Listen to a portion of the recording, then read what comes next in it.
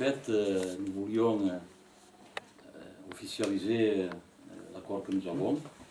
Vous savez que depuis quelque temps, depuis plusieurs mois, en ce qui me concerne, et à CDC aussi, nous nous étions fixés comme objectif de gagner les prochaines élections municipales à Perpignan.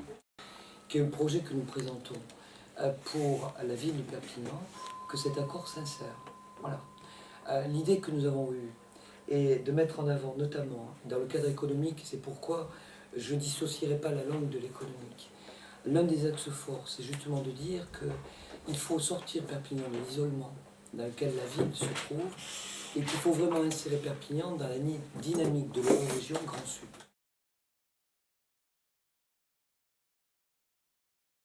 L'objectiu de la conferència de premsa era de no denunciar un programa, sinó d'uns compromisos, d'un acord, que és el que lliguen a Convergència Democràtica de Catalunya en aquesta llista i que justifiquen justament la nostra presència en aquesta llista. Aquest acord és un acord que és econòmic i que concerneix la llengua catalana, que nosaltres no dissociem. La llengua catalana és un element fonamental de l'economia d'aquest país, en tot cas així que nosaltres ho veiem, i sobretot de la inserció de Catalunya Nord en el marc geogràfic en el qual ens trobem. És a dir, que la llengua catalana és un element fonamental per les relacions polítiques i econòmiques entre el nord i el sud. I per tant és un element que posarem endavant perquè considerem que el fet que els nostres joves, que la nostra societat no parli el català és un handicap per aquesta relació. I per tant és una cosa que posem molt endavant. De fet, és una eina d'integració i no pas de folclorització. Exactament.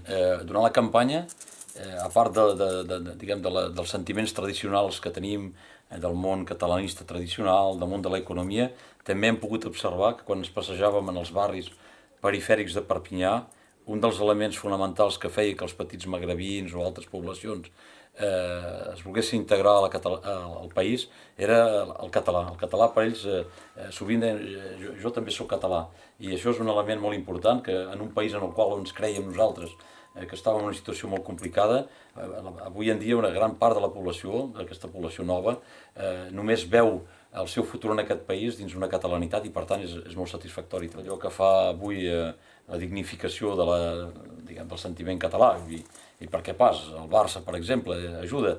Jo sé que aquest vespre anaré a la ciutat Clodion on hi ha una pantalla gegant on tots els joves del barri aspiraran a aquest maig. Per tant, efectivament, el fet que diversos fets de Catalunya siguin vistos positivament per totes les poblacions és un element essencial de la catalanitat.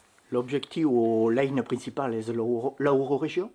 L'euroregió, en particular, les relacions més formals i més institucionals entre Perpinyà i les altres ciutats catalanes, que no existeixen, cal dir que són esporàdiques però no són institucionals, i per tant uns lligams cada vegada més forts en aquesta euroregió, efectivament, perquè és en aquesta euroregió que hi som, i un element molt important pel futur, en tot cas, és que Catalunya serà de més en més la porta d'entrada d'Àsia a Europa, i Catalunya del Nord té una possibilitat, una xança formidable a jugar en aquest sentit perquè puguem profitar d'aquesta nova empenta que hi haurà a Catalunya i per tant nosaltres hem de ser per una vegada al costat de l'energia que s'està creant a Catalunya i no pas deixar-la passar una vegada més.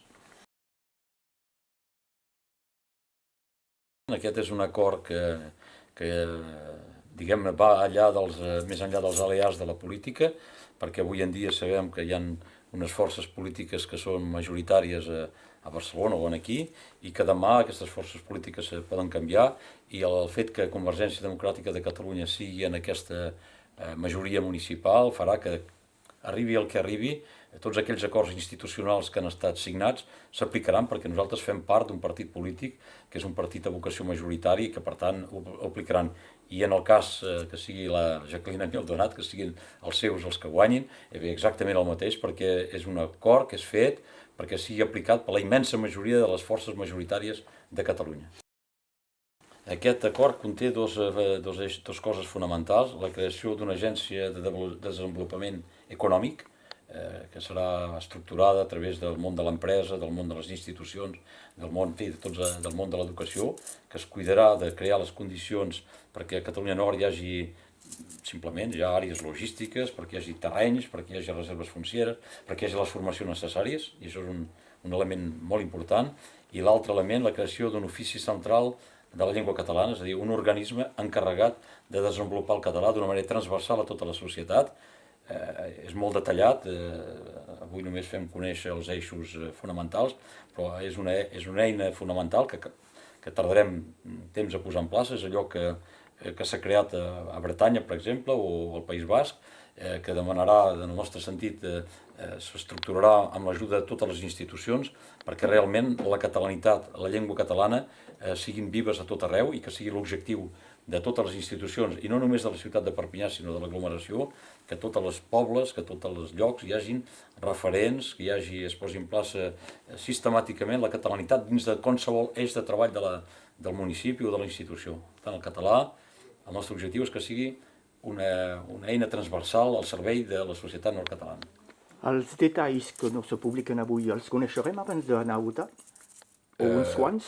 Segurament. Jo sé que hi haurà, em consta que hi haurà un debat organitzat d'aquí uns dies, em sembla, i tindrem l'ocasió d'aprofundir-los. Ja ho podrem explicar-ho senzillament, aquest acord també, dins l'acord aquest, i això és més, està previst mitjans humans, mitjans financers, i que alguns d'ells depenen encara de negociacions que hem de tenir institucionalment amb les institucions. Doncs avui en dia és una declaració d'intencions, una declaració d'intencions amb objectius realitzables, és a dir, aquests organismes que proposem de crear, que existeixen en altre lloc, han requerit un any, 2 anys, perquè es puguin ser posats en plaça, és a dir, que tinguin el finançament de la regió, de l'Estat, del departament, del municipi, d'Europa, etc. Doncs cal un cert temps jurídic per posar-los en plaça. L'objectiu és que hi hagi un organisme fort que es cuidi de la llengua catalana.